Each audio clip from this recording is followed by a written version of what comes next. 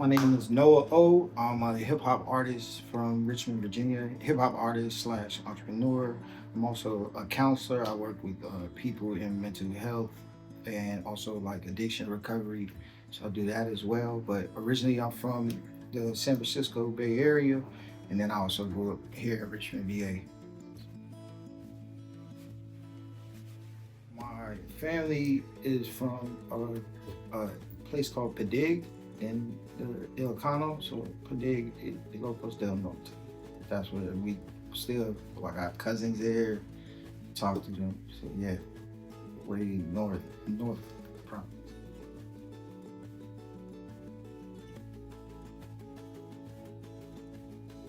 Oh yeah, like my father is Sicilian American. He's white. He's from Virginia. Like I didn't even realize that I wasn't all Filipino till I moved here, and like people were pointing it out. But yeah, I mean, I grew up in the house with my grandparents, my uncles, just eating the food.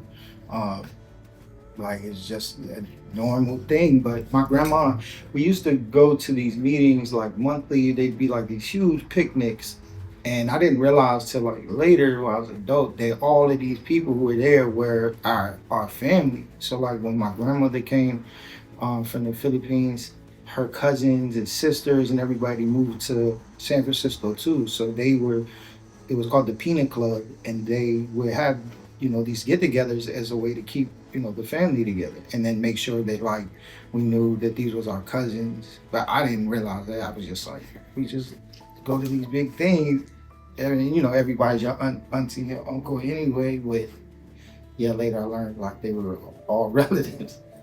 But I I also grew up in the area I grew up in the Bay Area was like at one time I think it was the place with the highest like density of Filipinos outside of the Philippines. So I growing up in like San Francisco and Daly City, I thought all of America was like that. Like where there's like Filipino stores, everybody is Filipino. I didn't realize until I left the West Coast that like how unique, my experience was growing up in that area. But yeah, it was just like that's all I knew until I moved here. So,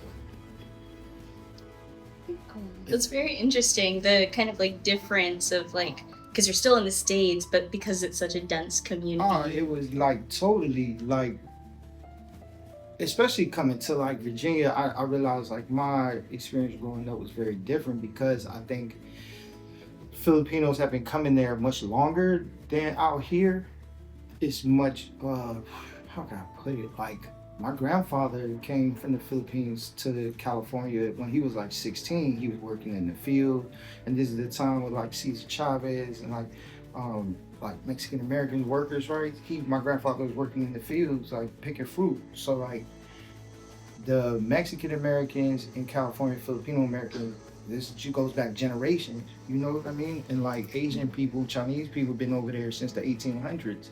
So like it is very different as far as like what it means to be like American. That it, moving here was very much like culture shock because like I would say like the way my mother and my uncle, they're from the inner city. So like when I moved here, and like people would make comments to my mom like, "Oh, you speak good English," like things like that, or people would tell me like, "Oh, you act black," but I'm not.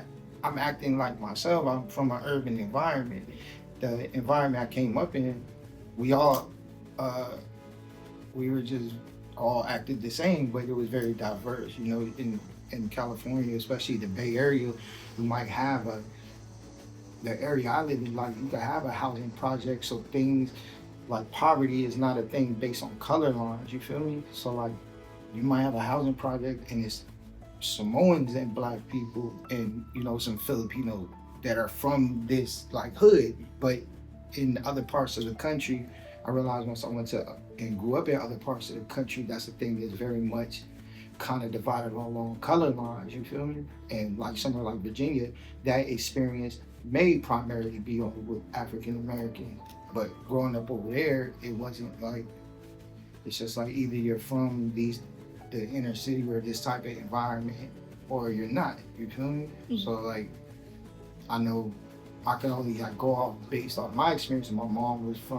she was from the inner city, so that's how I was raised. You know, like, and it's very diverse. I have cousins who were half Filipino. Like I have a cousin, both of our dads were Italian, so like we're both Filipino Italian. Then my other cousin, they're like Filipino, Samoan.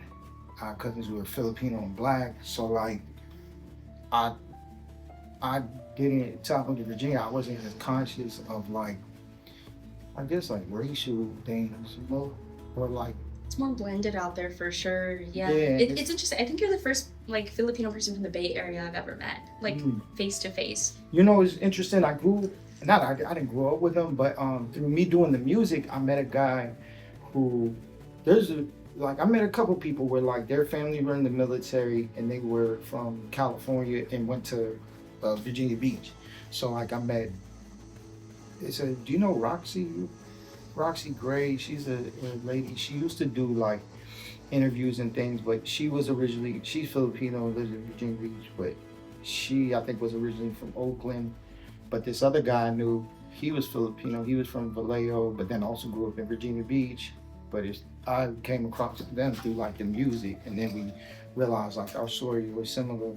But yeah, it's just over there, man. Like I said, it goes back so far, you know. Like you know Joe Coy. Yeah, Like, yeah. You seen this movie that you? I don't think I've seen the movie. No. It's like a comedy that came out a couple of years ago. I think it's like based on Thanksgiving or Christmas. But that area he's like talking about in the movie where it's set in, that's the area I grew up in. And it's like a running joke, like, you know, because it's like that area again, like has always been like it was like the most dense Filipino community in America. Like so like the city council, the mayors, everybody was Filipino. But so when you know as a kid you grow up in a place like that, especially if you never leave California, you don't realize like that is so unique compared to the rest of the country, you know, because probably more of the country is similar probably to Virginia as far as like demographically or the experience. That's like really an anomaly, you know what I mean? Like compared, but Do you miss it? no, I mean I've grown up here, so that's always home. But this is my home too, and there's definitely like I've been able to build like a life in Virginia since I've grown up here, and there's things I appreciate about out here that I wouldn't, because like I wouldn't been able to do in California. Like I have a store here, and my community is downtown. Like this would be, I don't know, $7,000-$10,000 a month or something crazy, you know.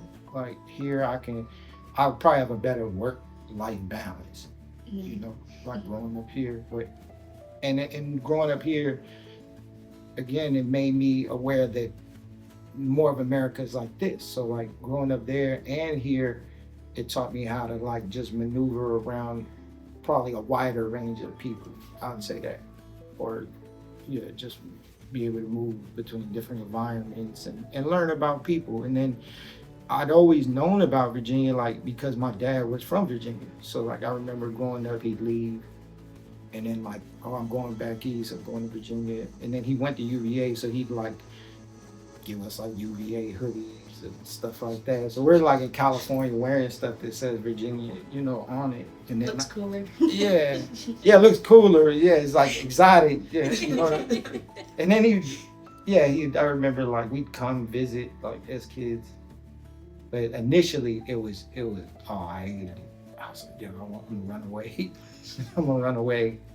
As soon as I turn 18, I'm out of here. But yeah, my grandfather actually, he came over on his own as a teenager, and then I think his brother came. And then when World War II happened, my grandfather joined the U.S. Army to go fight like against the Japanese, and that's how he met my grandmother. I think she was a nurse in the hospital, and then he convinced her to come back to California with him. Yeah, that's the story. Like he came, he was just a kid working in the field, and then he joined the military. Like later on, like I have an uncle. My mom and her siblings all grew up in San Francisco, but like one of my uncles, like he moved he moved like back and just like lived the rest of his life there and never came back to the States. But like growing up, my grandparents would like be here, and then I remember they would leave for like months at a time. So my grandparents have a house there, and like, or it's like a family house. So like, I have a first cousin. She'll like FaceTime on Facebook, you know, just show me like what it looks like, or just talk to me sometimes. But I've never been. Have you been? Were you born here? Yeah, I was born here. Yeah. Yeah, I In went Virginia? once. Yeah, I was born in Virginia Beach. Okay. Yeah. I think so. Like, I didn't know like Virginia Beach had as big of a Filipino, community till I got like to like years after I was here for a few years. Because Richmond didn't, especially like the area I lived in. But my dad had a cousin who was a dentist out there, and we'd go visit him. That's when I started learning like, how like ingrained it is, especially in Virginia Beach. I think that's dope. Like, and I've been able to meet, now I like know a lot of people out there, and just hear but like their experiences.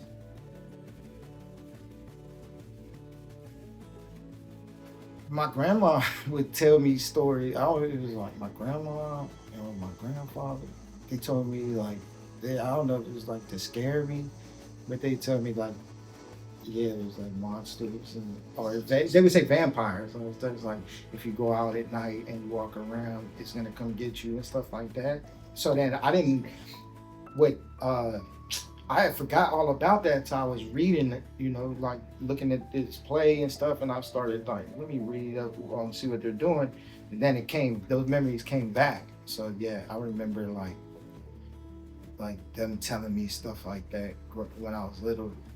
And then I remember there used to be the video stores, right? There's like a Filipino video store in Daly City that I'd walk past, like to walk to school. And then I swear they had like movies like based on that, like Yeah. monsters. And I was just like creeped out. But that's probably the main thing. It's like remembering my grandmother that they're gonna come get you. You gotta be a good boy.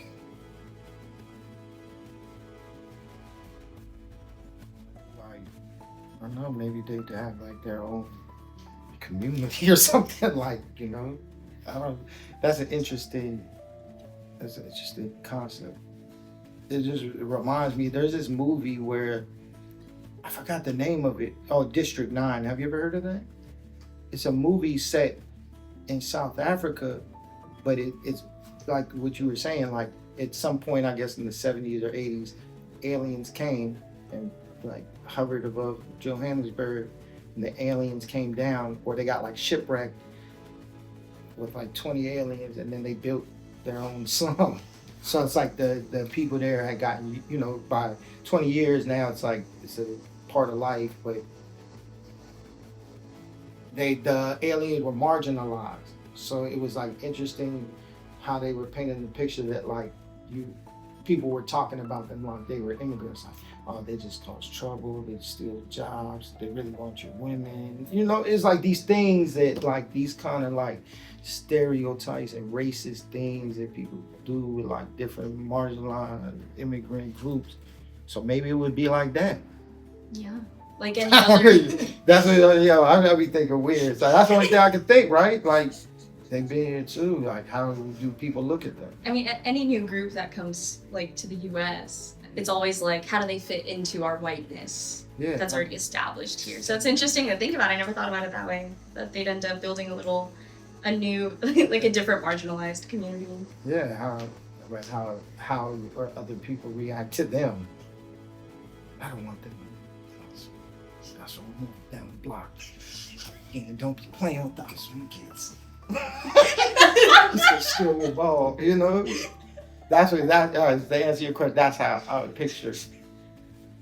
That's so good, actually. That's like the perfect answer. That in a like a comedic, dystopian, alternate reality way. That's what I would see.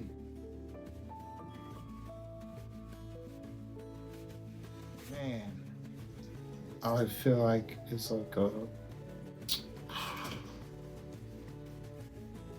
like first like very, very like loving, but and like humble, accommodating, but also like like perseverance and tenacity, things like that. When I think about my family, it's like love everybody, but also have to stand your ground and just like what the history of the Philippines, that you have to at times be like a warrior when it's for the right things. You know what I mean? But I feel like sometimes, like I said, growing up out there and growing up out here, like sometimes people mistake like, oh, you read too much this way. It's like, no, you gotta understand like culturally these things that was ingrained in me and how I behave based off of what was taught to me or what I witnessed. So yeah, just very I'm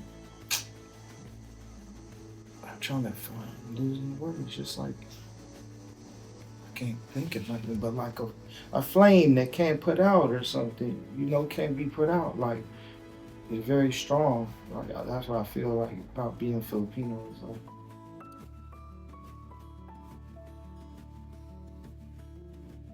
I think I touched on some of it. It means I feel like I have to when I'm making decisions or the things I've been able to do are only possible because of who came before me and the sacrifices and choices they made. So it means a lot to me to be able to be representative. Like a lot of spaces I've been in, especially in rap, like there's been so many times where I might have been, and even though I'm half or sometimes people might think I'm Latino, like I know who I am, so I try to make sure that I've gotten in certain doors and certain spaces, and people had a lot of questions like, "Oh, I've never met a Filipino. I never this." So it's like already there's some skepticism as far as like, should I be in these spaces? Is my skill level, worthy to be in these places? And so it means a lot to me, and I feel like I've carried that responsibility to push, and it's pushed me even harder to excel. You know what I mean? Like that's what I feel like. It means that I always to do my best and do it for the people before me who made it possible for me to be here and sacrifice it, to honor them by doing the best I can. Um, yeah, it means everything to me. Like when I grew up here, when I first grew up here, like there was so many in the community I lived in out here, like people again would make comments to my mom like, "Oh, you speak perfect English," or this and that. And like growing up hearing things like that, a lot of times I get the question like, what are you? And I have to explain. And like when I first grew up here, there were like some Cambodian kids and like Vietnamese kids or other like Latino kids, but it just wasn't as diverse as it is now. So after a while, I just like kind of like when I use social media or in my music, I always make it present to just answer that question without having to answer it. You know what I mean? Like it'd be like if nobody's seen a white rapper and then he calls himself White Bob or something. It's just like so So like I've always like my screen name would be Trilipino, so they instantly know like, oh man, you're part of Filipino. Yes, I'm Filipino. And we can move on to the next thing. But yeah, it means everything to me, like to be able to articulate and be a voice and share not only my story but my family's story. It means everything to me.